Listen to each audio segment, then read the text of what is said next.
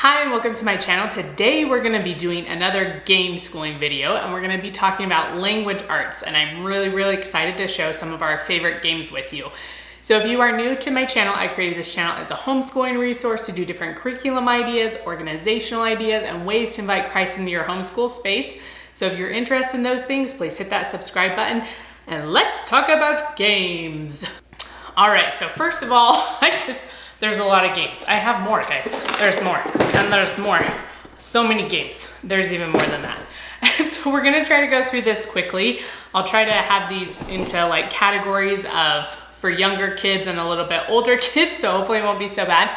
But if you're interested in checking out my math game schooling video, I'll link it down below or put it up here, and you can click on that and check out those things. So we usually do game schooling on Fridays. It's kind of just a break from the rest of the work week and something fun for my kids to do. And these are just a few of the games we've incorporated. Most of them are kind of from the age range of 5 to 8. There's a few of these that my 3-year-old can kind of participate in as well. So I'll try to remember to point that out. But let's go because we have a lot of games to review.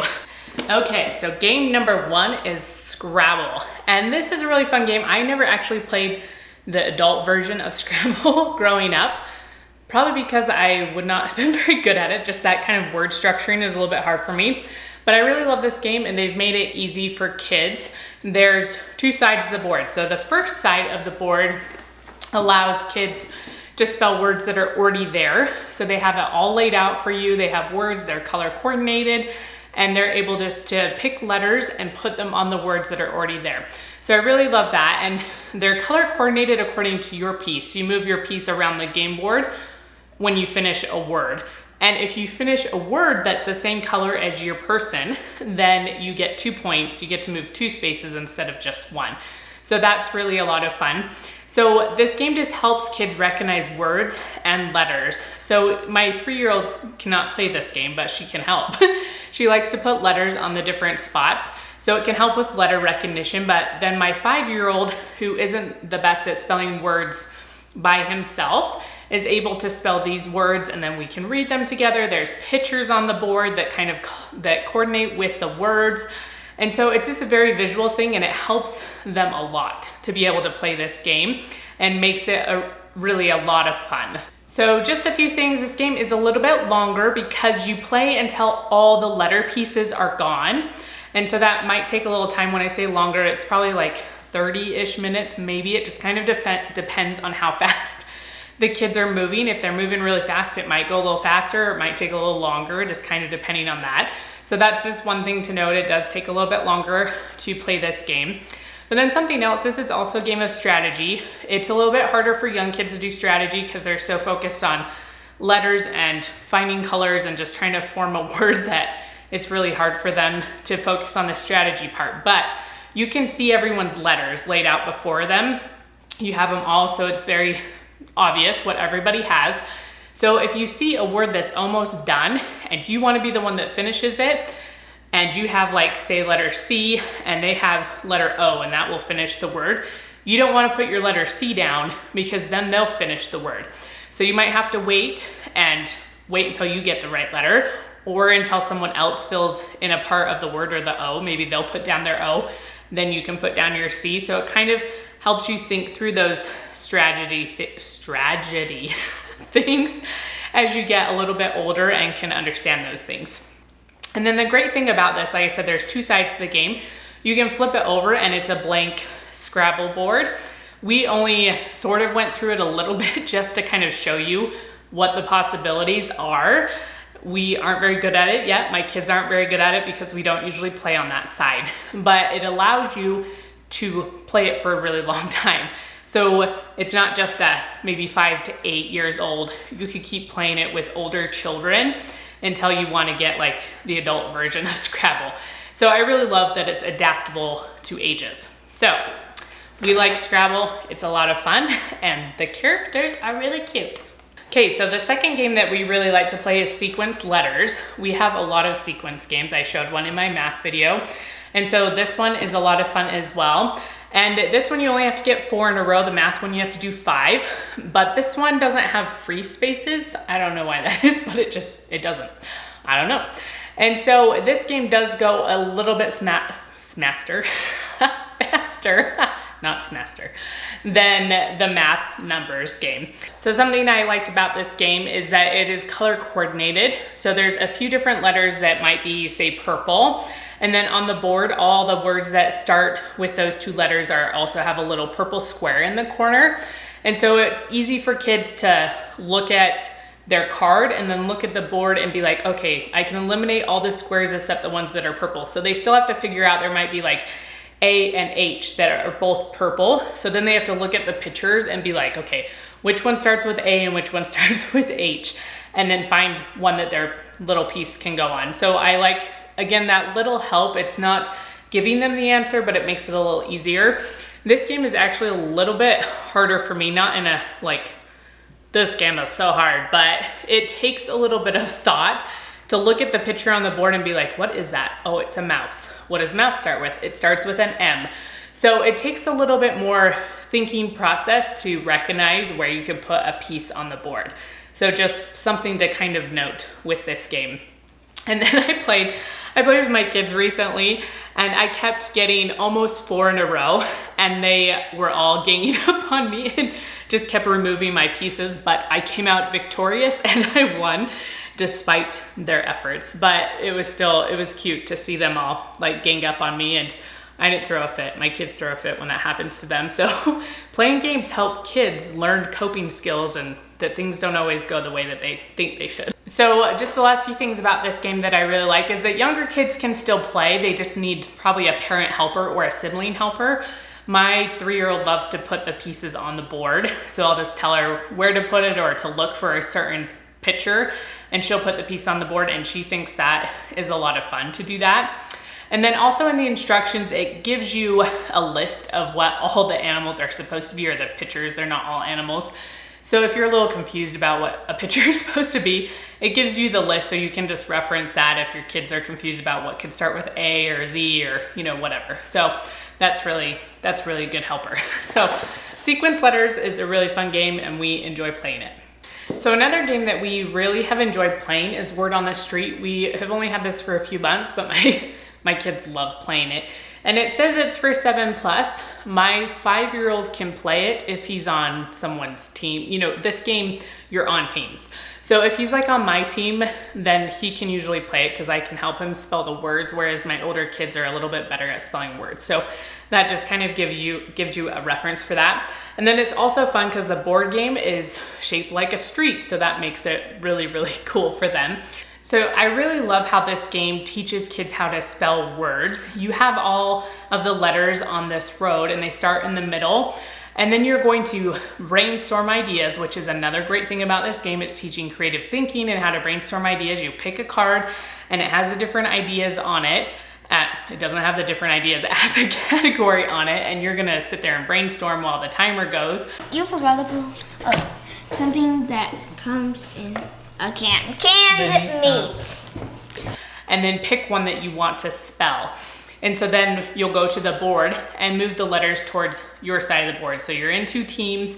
So there's the 2 sides of the board, and you just move them towards you. And once the letter is all the way off the board, then that's a point for you. So it also is teaching strategy, because if you can figure out a word that can pull letters back over from the other team's side of the board, then they won't get a point. So if the L is almost off the board, then you want to think of a word that fits in the category that starts with L. So it teaches all these things: spelling, brainstorming, strategy. It's just really, really great. And you're in teams, so it's teaching teamwork. It's a game that covers so many different categories, and it's really wonderful. And then the cards that you draw from have 2 sides. So once the kids get a little bit more advanced in thinking, or they've gone through all the, like, blue cards I think are the easier ones, they can flip to the orange ones and then have something that challenges them a little bit more. So it's really fun game. I've really, really enjoyed this game, and my kids just love it. So the next game I wanted to mention is I Have, Who Has, and I've mentioned this in my math one. I have ones that look very similar to these, except at the top, that's where it's different. So this one is academic vocabulary, and this one is sight words. And these are for 1st and 2nd grade, basically. So in here, it just has 4 sets of cards that you can choose from, and they all have sight words on them. And this is kind of what it looks like. So it's gonna give you, there'll be a starting card. It's all shuffled in here. So make sure you shuffle the cards. Otherwise, you'll just go back and forth instead of having it kind of be random. My kids, so when you shuffle and deal them out, if you're only playing with 2 people, there's a lot of cards for each person, you know, like half this deck is a lot of cards. And so they just lay them out on the ground because this doesn't really matter if people can see them or if they can't see them. So it's not a big deal, they can help each other out. So they're gonna spell words and it has the word down here. And so then you're gonna look through your cards and see if you have that word. So it's helping with word recognition, it's helping you learn how to sound things out. My 5-year-old wanted to play this the other day, and he's can spell and he can read a little bit, but this game was a little hard, like he needed some help. So younger kids can play with some help, but older kids should be just fine. And again, there's 4 different decks you can choose from, so that's a lot of fun.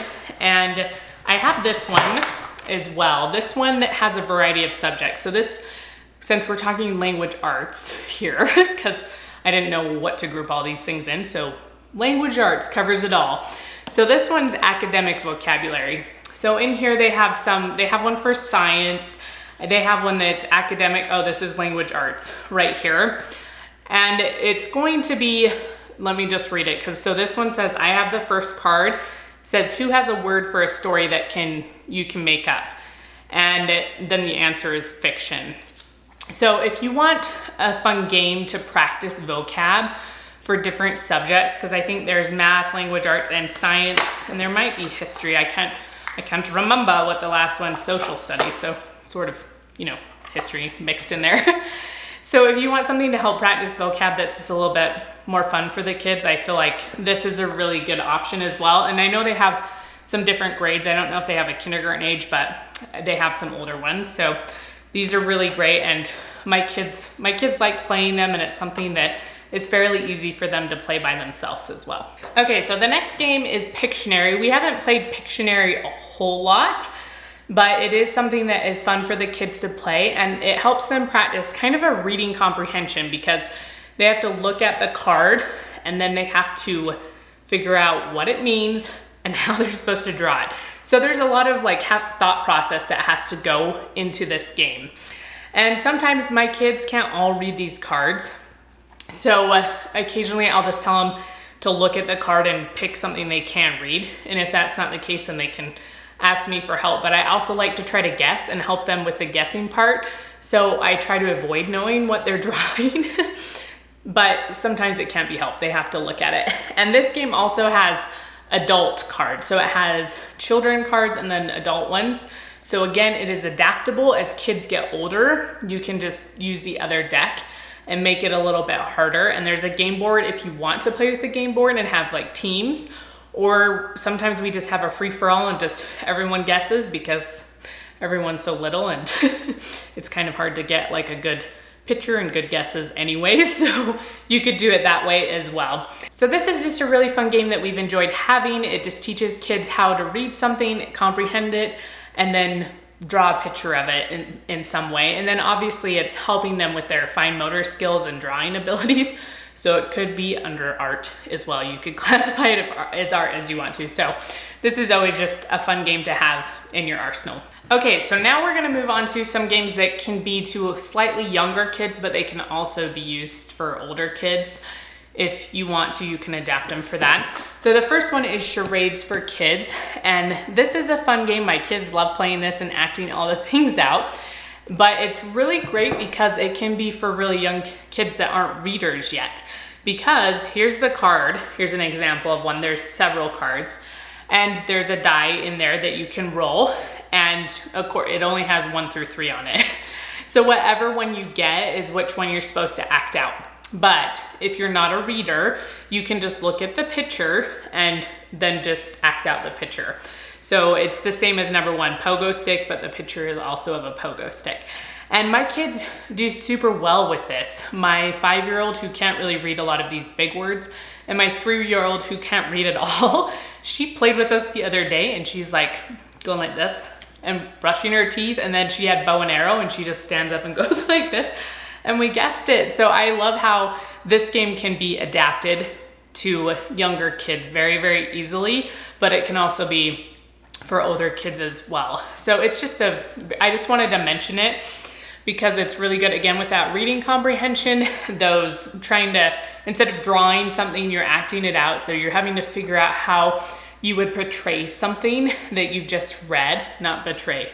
That's what it sounded like I said, but I said portray. So hopefully you got that. So this is just a fun, quick, easy game to pull out and for your kids to play or for you to play with them. So I recommend it. So another game that's really good for younger kids is Zingo, and this is for spelling and reading. It's good for all those things in the language arts area. And so you're gonna have these cards, and they're double-sided, so you can have easier words that are only missing one letter, or on the back you have harder words that are missing a couple. And it has this fun little dispenser that my kids just love, and it's gonna dispense 2 letters, and they're gonna look at them and look at their card, and the first one to like call out a word can grab that letter and fill in their card, and you're trying to fill the whole card in. But I love too, it has a lot of variations of ways you can play this game and ways you can kind of adapt it for older kids and younger kids. And you could have, I wouldn't necessarily recommend having an older kid play with a younger kid, because then my younger kid, we've had this happen, that's why I don't recommend doing it. But my younger kid gets very, very upset and feels like he just can't win at all because the older kid is so quick with the words. But I really love how it's teaching kids to recognize words and how to spell them. And so it's really, really great that way. And again, it has a fun little dispenser. So what else could you want? And my kids will just pull this out and play by themselves. So this is something that they can do a lot by themselves as long as they do the right words. They'll usually ask, but sometimes I'll go over and they've made up weird words. So just watch for that. Not the weird words. We don't make weird words. Anyway, I'm getting a little bit crazy right now. I think probably because this video is getting long. But this is a really fun game, and so I would recommend it. There's also a numbers one. We don't have the numbers one, but that would be fun for young kids learning numbers as well. So the last game I wanted to mention for young kids is Sequence for Kids. And this is, I think, the original game that was made for kids. Like, we have the older, like the adult version, but then this one I think was the first one made. I don't know for sure. Don't quote me on that, but it's the first kids one we ever had. And so this one is a lot easier. And actually I think the ages, it says 3 through 6. So it is geared towards a little bit younger kids because they're just having to look at pictures and then find a picture on the board. This one is 4 in a row and it has free spaces. So my 8-year-old won this game in like 2 minutes, basically, because it's that easy. So I maybe don't have older kids play, but my 3-year-old was playing it all by herself because all she had to do was look at the picture in her hand and then put it down on the board. It's not, oh, what picture on the board starts with this letter, which is really hard for a 3-year-old, but this is just kind of picture recognition. So I thought that was really good, just kind of this beginning of games and this beginning of word and picture recognition. So this is a fun game for younger kids. Again, maybe don't let your older kids play because they just might make the young kids very, very frustrated. So those are my billion games for language arts. I hope that you enjoyed seeing what we like to play and that this video was helpful for you. I'd love to have you comment below and tell me what games you love playing for language arts, and give me a thumbs up if you enjoy seeing these videos, and we will see you next time.